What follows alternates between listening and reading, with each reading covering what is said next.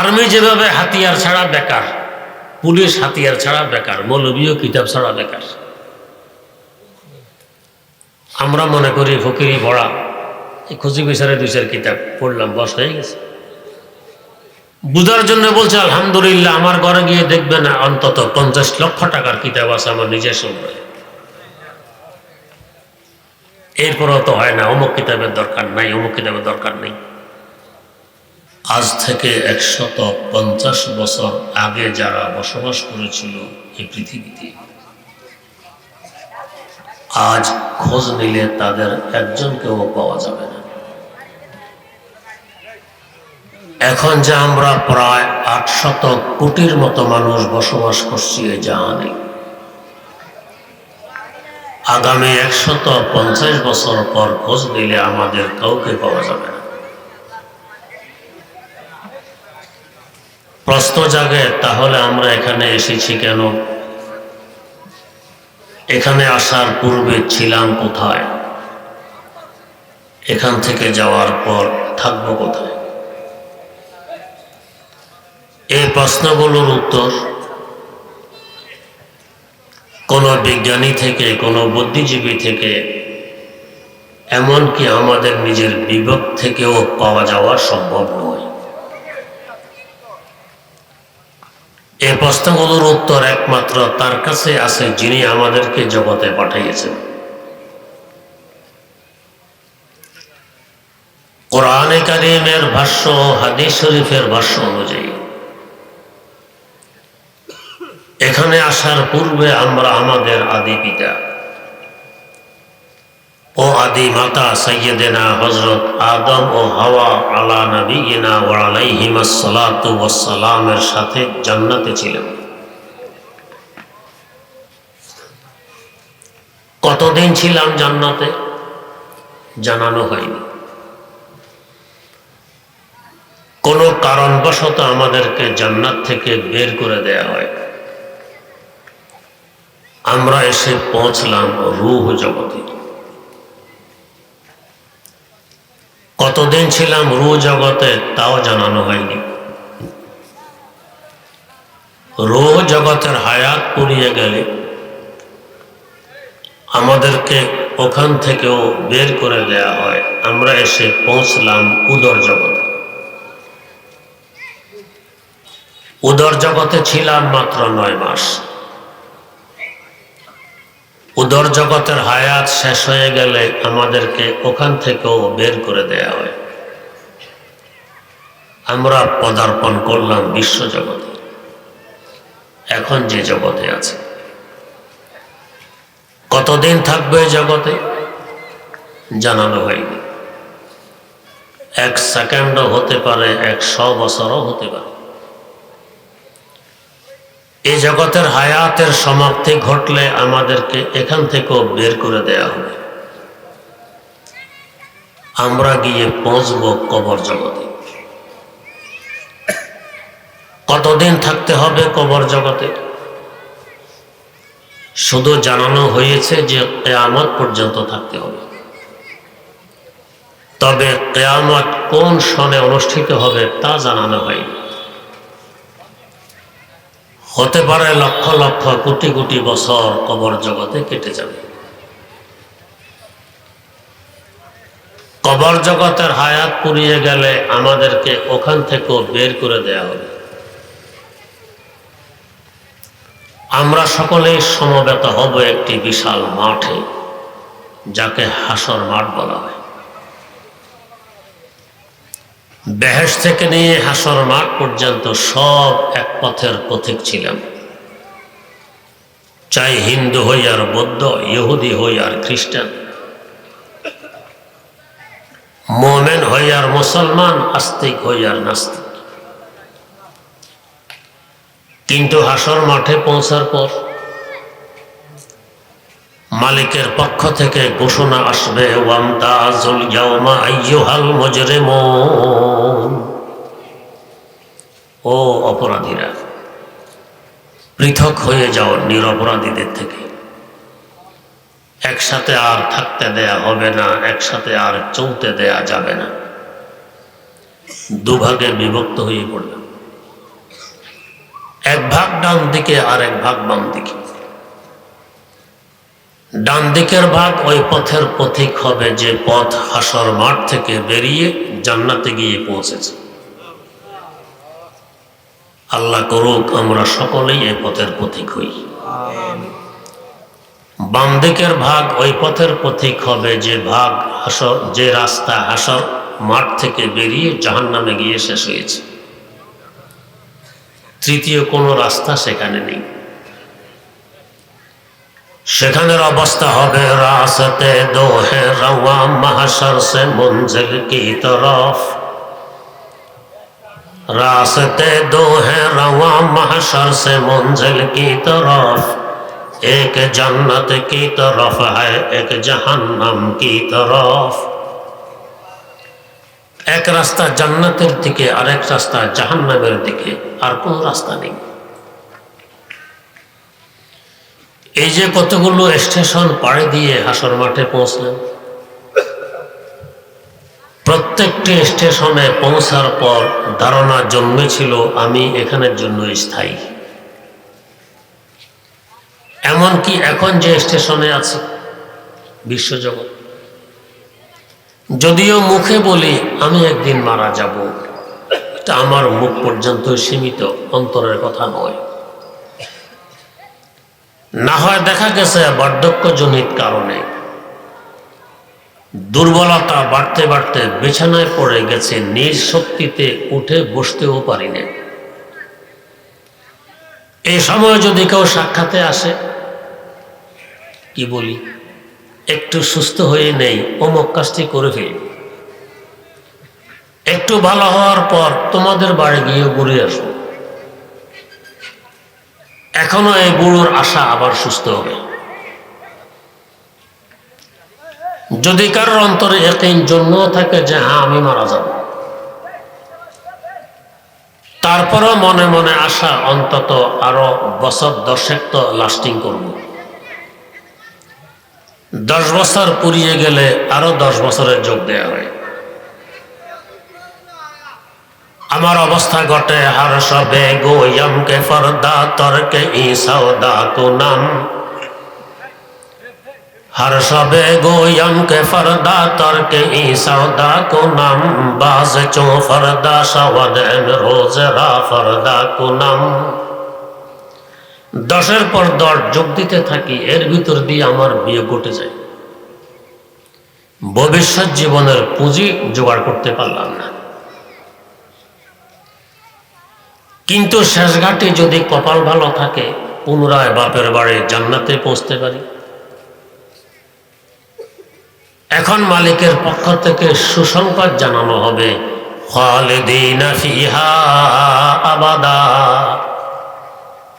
বান্দা তুমি এখানের জন্য স্থায়ী।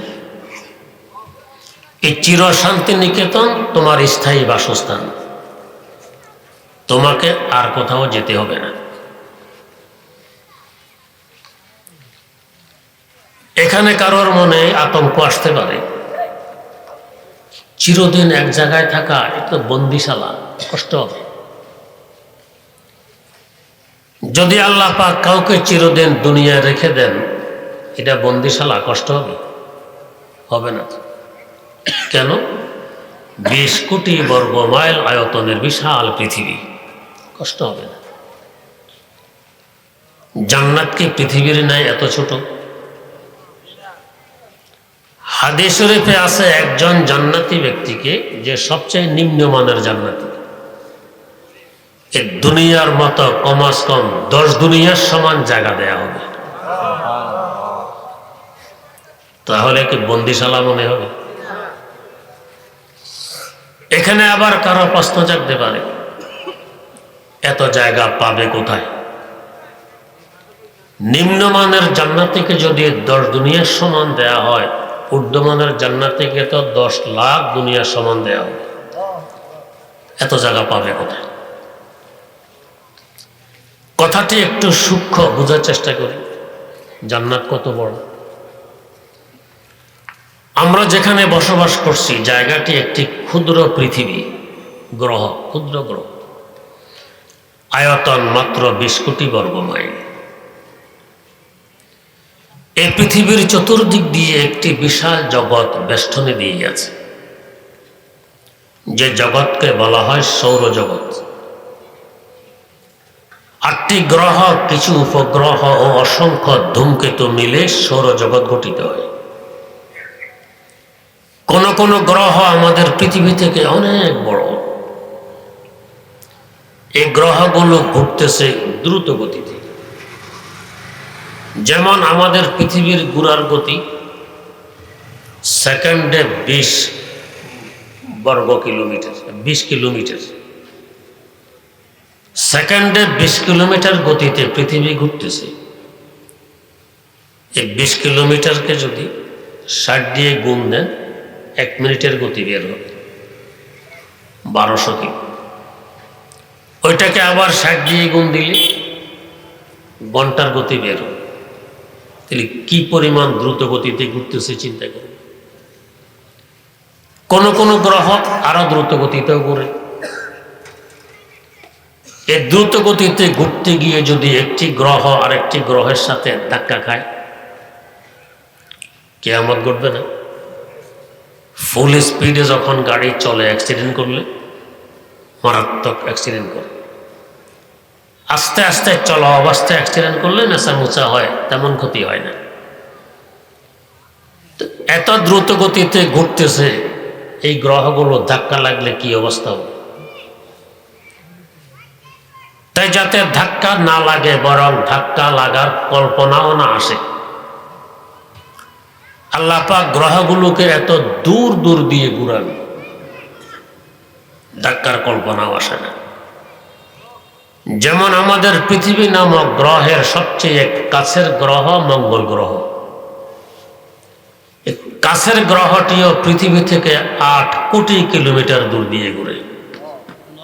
8 কোটি, বাকিগুলো আরো দূরে। এত দূর দূর দিয়ে যে 8টি গ্রহ ঘুরতেছে দ্রুত গতিতে, কত বড় এরিয়ার দরকার? এই পুরো এরিয়াকে বলে সৌরজগৎ।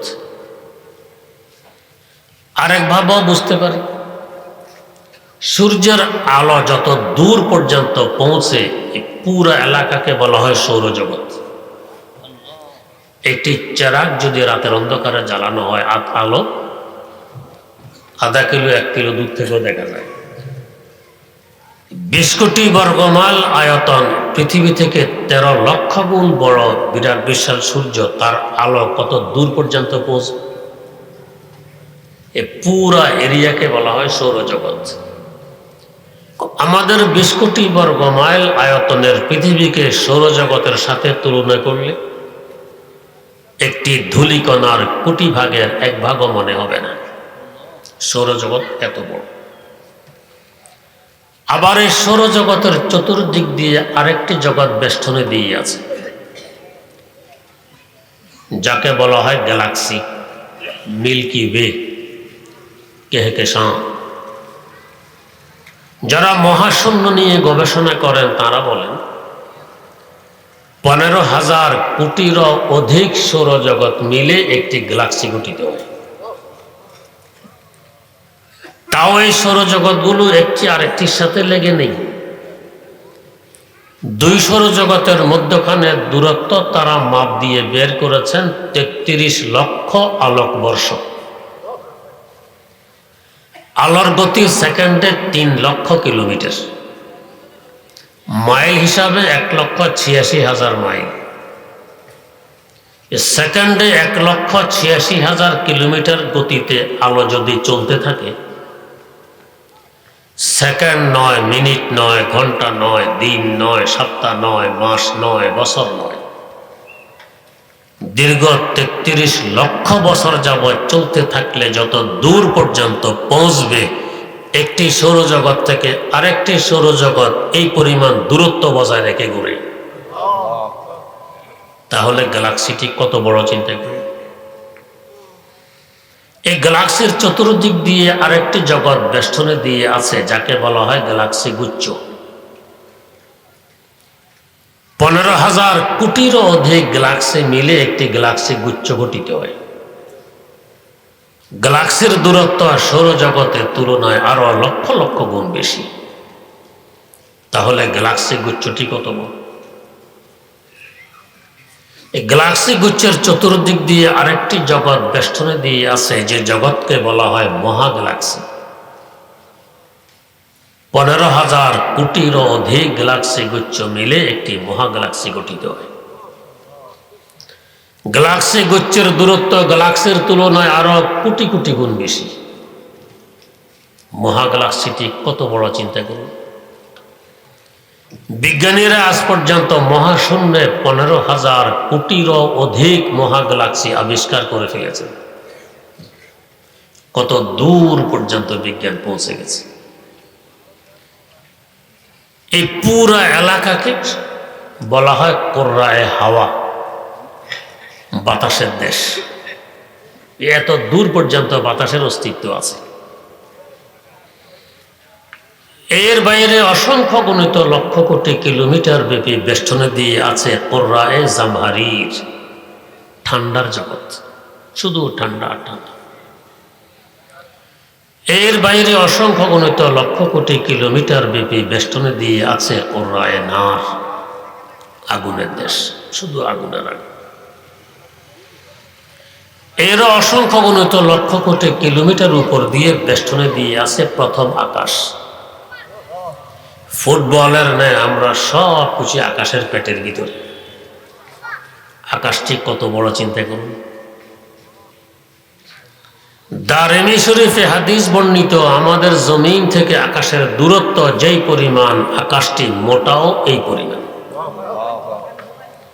তার মানে জমিন থেকে আকাশের পেট যেই পরিমাণ দূরত্বে, আকাশের পিঠ এর থেকে ডবল দূরত্বে। এত মোটা আকাশ ভেঙে পড়ার কল্পনা করা যায়? যে যেমন তার বানানো হয় তেমন। আমরা বিল্ডিং এর ছাদ পিটাই, মোটা কতটুকু হয়? 5 ইঞ্চি 6 ইঞ্চি। আল্লাহ রাব্বুল আলামিনও ছাদ পিটাইলেন, মোটা কতটুকু? জমিন থেকে দূরত্ব যে পরিমাণ, মোটাও এই পরিমাণ। আল্লাহ আত্মারের ভাষায়, আজ জমিনে খুশ করু ইয়া নদ গয়া, আসমারা বেসো তো দারাদ নেগা, আসমারা বেসো তো দারাদ নেগা। খুঁটি খাম্বা বিহীন ঝুলাই রেখেছেন বিশাল আকাশ। এত মোটা, ভেঙে পড়ার কল্পনা করা যায় না। আবার এই পরিমাণ জায়গা ফাঁকা, তারপর দ্বিতীয় আকাশ প্রথম আকাশকে পেটের ভিতরে নিয়ে ঘুরতেছে। ওই আকাশটিও ফাঁকা পরিমাণ মোটা। প্রথম আকাশকে দ্বিতীয় আকাশের সাথে তুলনা করলে একটি ধূলিকণার কোটি কোটি কোটি কোটি ভাগের এক ভাগও মনে হবে না দ্বিতীয় আকাশে। তো এরপর আবার এই পরিমাণ জায়গা ফাঁকা, তারপর বেষ্টনে দিয়ে আছে তৃতীয় আকাশ। ওই আকাশটি কত বড়? ওই আকাশটিও ফাঁকা পরিমাণ মোটা। এভাবে চতুর্থ আকাশ, পঞ্চম আকাশ, ষষ্ঠ আকাশ, সপ্তম আকাশ। 7 নম্বর আকাশের পেটের ভিতরে 6টি আকাশ। আমরা উপরে আকাশ দেখি, সামনে দেখি, পিছনে দেখি, ডানে দেখি, বাঁয়ে দেখি, নিচেও আকাশ, চতুর্দিক দিয়ে। 7 নম্বর আকাশটি কত বড়? এর অসংখ্য গণিত লক্ষ কোটি কিলোমিটার উপর দিয়ে বেষ্টনে দিয়ে আছে সিদরাতুল মুনতাহা। মুনতাহা মানে শেষ সীমা। আমার আল্লাহর জগৎ 2 ভাগে বিভক্ত, নিম্ন জগৎ ও ঊর্ধ্ব জগৎ। এই সিদরাতুল মুনতাহা পর্যন্ত হলো নিম্ন জগতের সীমা, আর ঊর্ধ্ব জগতের নিচের সীমা। যে যেমন তার জগৎ তো তেমন।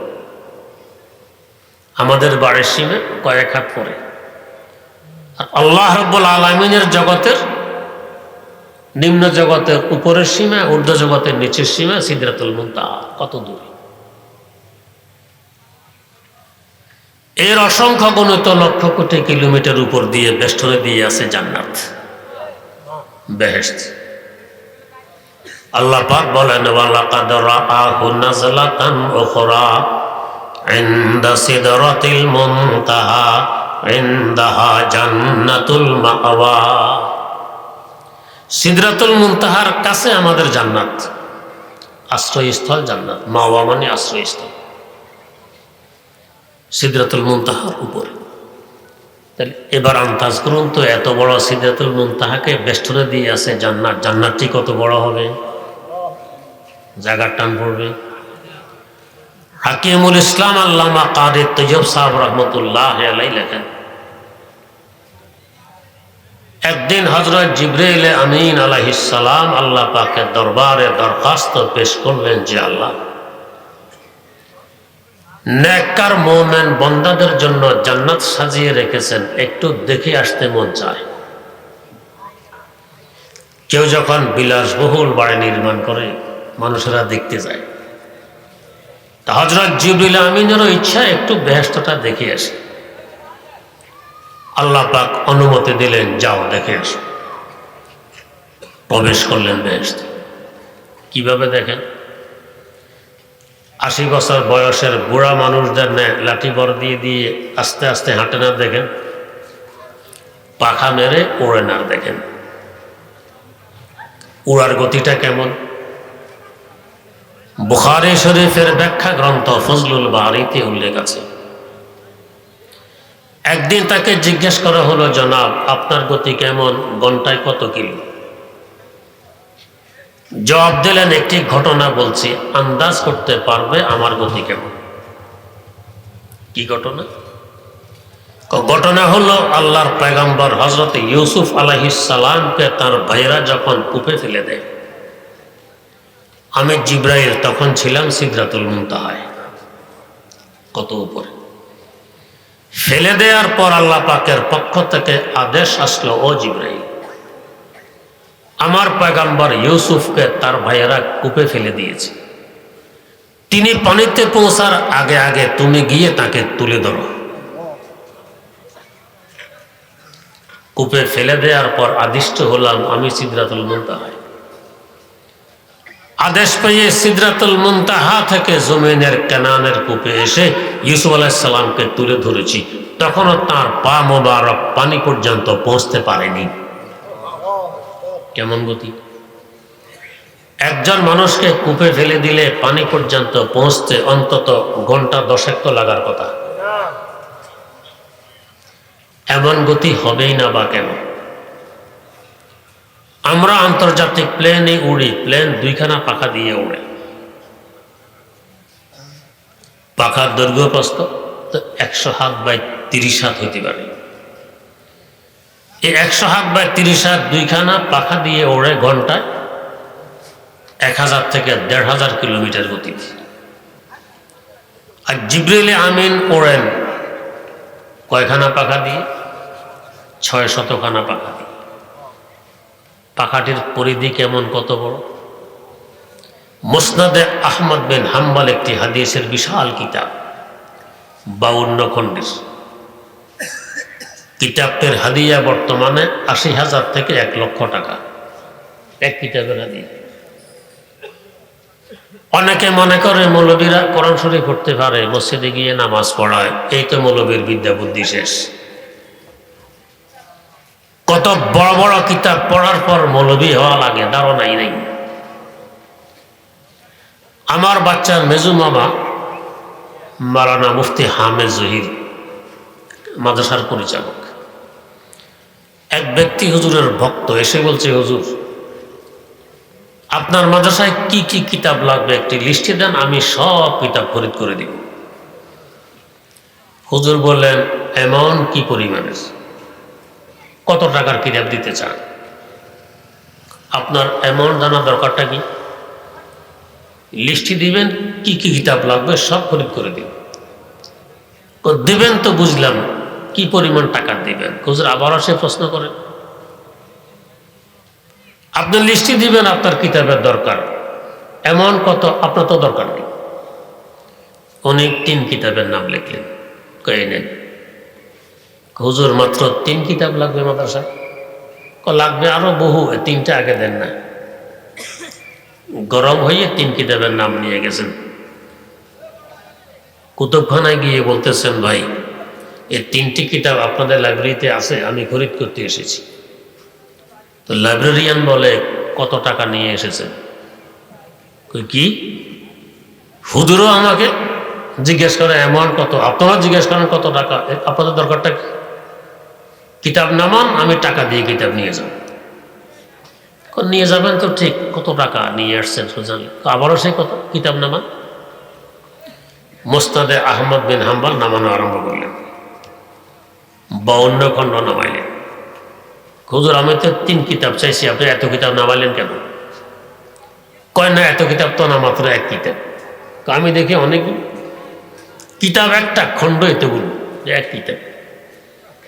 এটার হাদিয়া কত? 80,000।